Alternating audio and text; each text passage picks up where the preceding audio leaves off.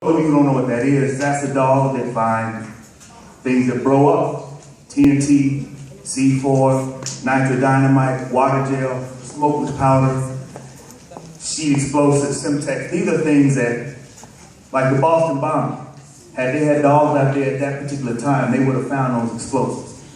Caused a lot of damage that would not have been done. So it's a very important job. It's crucial. It's extremely dangerous. Because if you find something and it blows up, you and your dog are dead. Now, to do this job,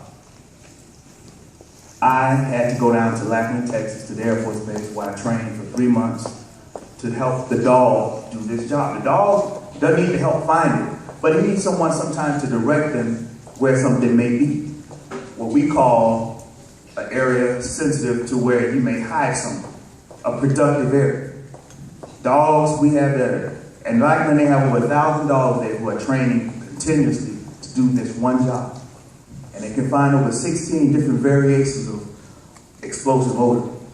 The only thing they can't find are naturally nuclear. Nuclear, they don't find that. But everything else, they can find. Nuclear and atomic, they can. But anything that has a TNT base, which is the basis for explosive, they can find it. Now, you have two types of dogs. You have a passive response, and you have a focused response.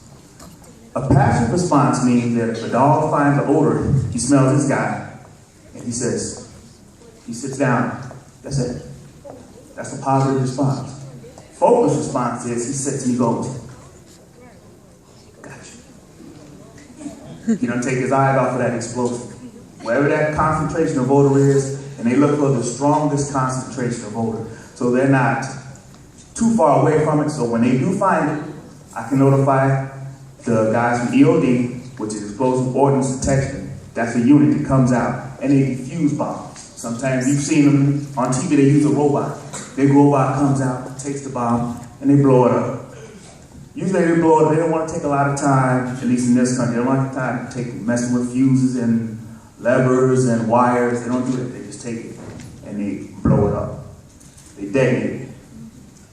Now, the dog I have today is the same dog I had last year. That's my dog. Her name is Cindy. She is a Labrador Retriever. She's a beautiful dog. She loves people. She's a people person. She likes to get out and touch and, she likes to do that. She loves people.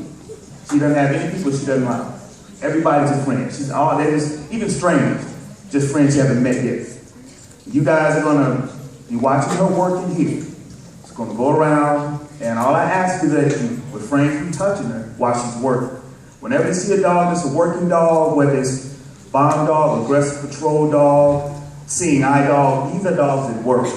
And they can't work very well if they're playing with you. So you have to be really careful on when the dog is working. Some dogs are funny. We have the dogs in our team that are Malinois. Malinois are highly aggressive and highly animated. And they can just go off at any minute. You never can tell with a Malinois. So that's why it's always careful. When a dog you don't know, a strange dog is around, just give him his room, let him do his thing. 9 times he'll leave you alone if you leave him alone. Now, I understand that this is career day for you guys. I've seen a lot of these faces that I saw last year. And I want to say this to you guys, and I said it last year, I'll say it again. School is going to be the foundation for whatever you do for the rest of your life. Whether it's reading, arithmetic, you're going to need math if you're going to make money. If you're going to work, you need to understand math so you can control your own environment financially. You want to do that. So if you have a problem with math, work on that problem. Get better at it. It'll help you in the long run, believe me. Reading is essential. If you like to read, read more. If you don't like to read, find something about reading that you like. Get books that you enjoy, whatever you're interested in, whatever your fascination. How many people in there have dogs? Okay, well that's going to change my next question because I want to say what kind of dog is and go around there. I'm not going to do all you guys. But the fact of the matter is, you know how dogs take care. They need to have veterinary care, they need to feed them, you need to walk them, you need to exercise them. This is how dogs work. Dogs work for a pack mentality. They don't think like we think. Their thinking is completely different.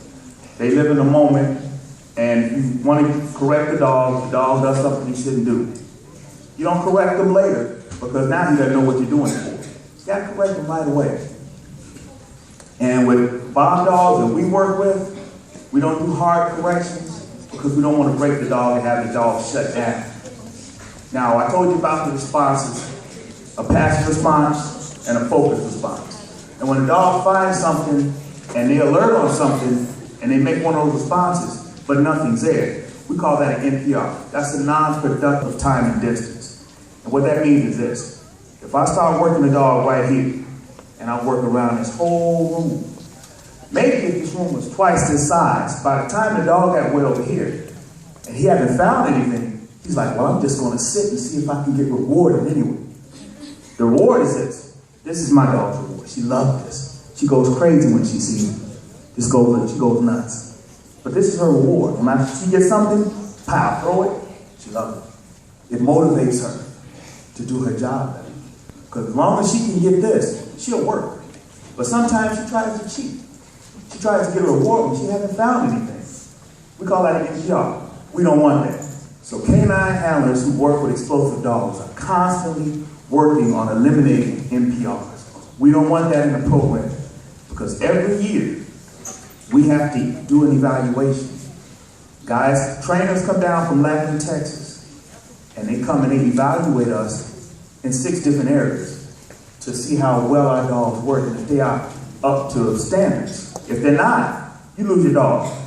You're out of the program, the dog goes to another handler, and you're back on patrol. We took this job because we enjoy working with dogs and we enjoy protecting the community. So that's why we do that. And the dogs are great dogs. We got 6 dogs there, a great bunch of dogs. And we got evals coming up, so everybody's getting stressed because everybody wants to do well in eval. Just like you guys, when you have your test at the end of the year, the big test, you get excited, but it brings you a lot of stress. You feel real good after you pass that test, right? That's how it is with these dogs. They pass the test, we're excited, we're good to go.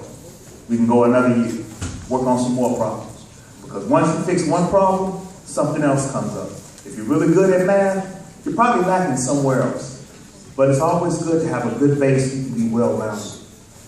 And so that goes back to when I said earlier about reading, writing, arithmetic. These are things you're going to need the rest of your life. All you guys who are here, and you get an education. Take that seriously. Take that to heart. There's a lot of great books out there that you can read. And I'm looking at different faces. And a lot of people, you guys enjoy different things. And this is going to make a difference in your life. Stay motivated. And one thing, I want to say this. You guys are young. Sometimes you don't see the big picture because you're kids.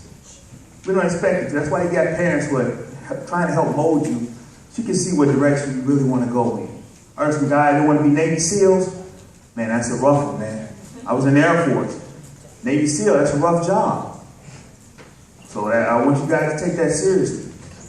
All right? Now, I want to take this time, I'm going to get this mic down, I'm going to go get this dog. Her name is Cindy. Like I said, she's a people person. She's going to want to play, she wants to investigate, and she might come and sniff you. Just let her sniff you, because she just doesn't know who you are. She wants to get to know who you are. She wants to get to know the room. But when she's working, I'm going to come in, I'm going to set her up, and I'm going to start working her. She's going to work the room.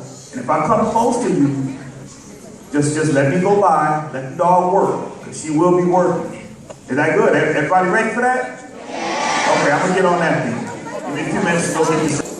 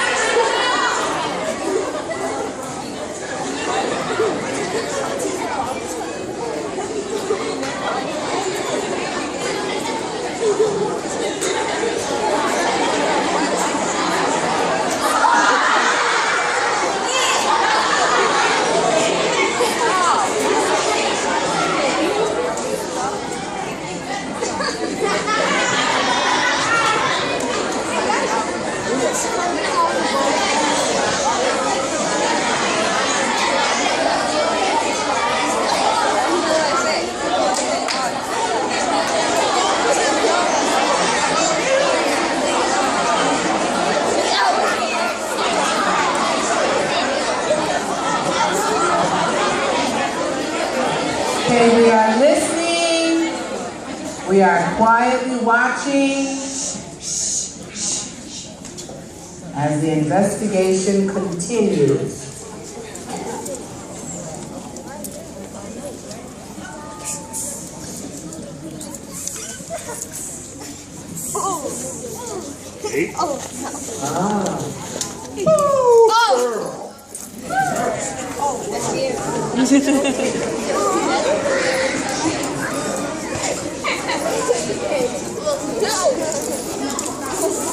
There's a good girl. There's a good girl. Yeah.